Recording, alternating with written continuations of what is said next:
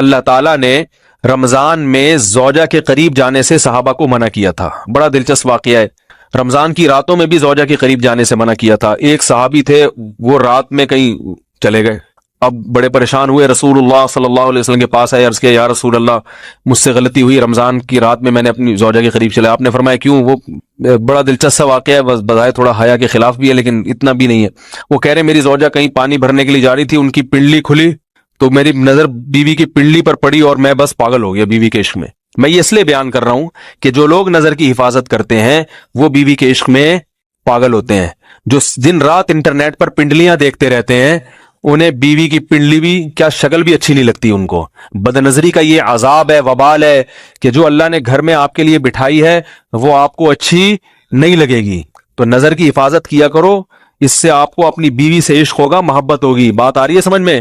تو اب دیکھو کیسا روزے کی حالت ہے. رمضان میں پابندی ہے, اسلام میں حکم تھا جو رمضان میں بیوی سے بستری کرے گا 60 روزے لگاتار رکھنے پڑیں گے.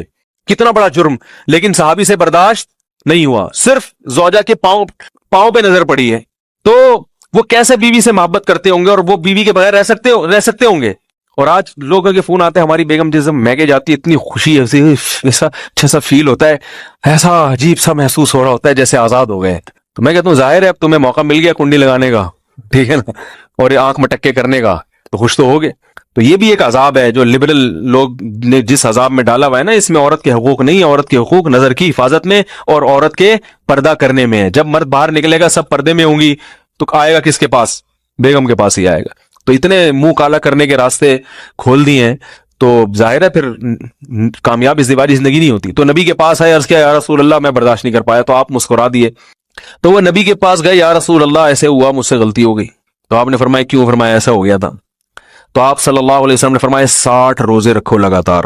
انہوں نے فرمایا ایک کی طاقت نہیں ہے, اس میں یہ ہو گیا 60 کیسے رکھوں گا, نہیں ہے طاقت 60 کی. آپ نے فرمایا ٹھیک ہے پھر 60 غریبوں کو 2 ٹائم کا کھانا کھلاؤ. فرمایا اس کی بھی طاقت بولو بھائی نہیں ہے. اتنے میں ایک صحابی لائے کوئی چیز صدقہ کرنے کے لیے. تو آپ نے فرمایا چلو اصل حکم تو یہی ہے کہ 60 روزے یا پھر 60 غریبوں کو کھانا, وہ نہیں تو چلو فی الحال ان کو تنبیہ کے لیے کچھ ان سے صدقہ کروا لیتا ہوں.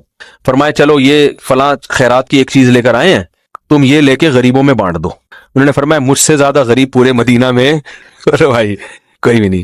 آپ صلی اللہ علیہ وسلم مسکرانے لگے, فرمایا جاؤ کھاؤ اور بچوں کو کھلاؤ. اور بھائی غلطی بھی ہوئی اور گھر میں راشن بھی آ گیا.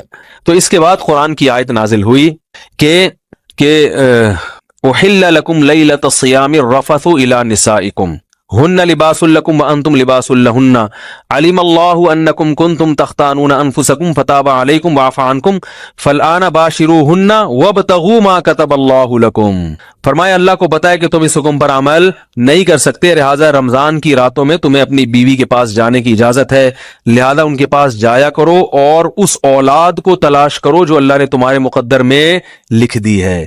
قرآن جہاں بھی بیوی سے ریلیشن قائم کرنے کی بات کرتا ہے اولاد کا ذکر لازمی کرتا ہے, یعنی تلاش کرو اس اولاد کو جو اللہ نے تمہارے لیے لکھ دی ہے.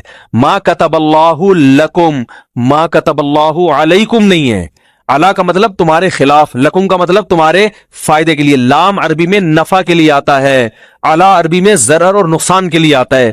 فرمایا یہ نہیں کہ اس اولاد کو تلاش کرو جو بطور پینلٹی کے اللہ نے تمہارے متھے لگا دی ہے, جو اللہ نے تمہارے فائدے کے لیے لکھ دی ہے. اس سے پتہ چلتا ہے اسلام اولاد کی کثرت پہ کس قدر حریص ہے.